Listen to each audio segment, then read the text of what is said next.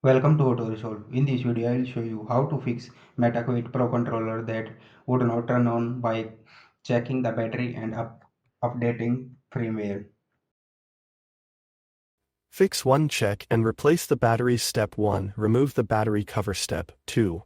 Take out the AA battery. Step 3. Insert a fresh high-quality AA battery, preferably alkaline or rechargeable. Step 4. Make sure it's installed correctly. Positive and negative ends aligned. Fix 2.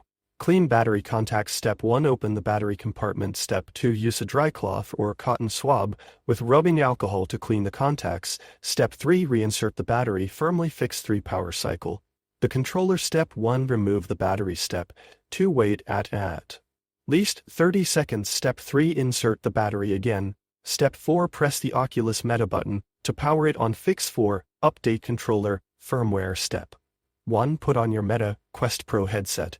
Step 2. Go to Settings, System Software, Update. Step 3. Make sure the headset is updated to the latest version. Step 4. Keep the controllers near the headset so they update automatically. Fix 5. Repair the controller.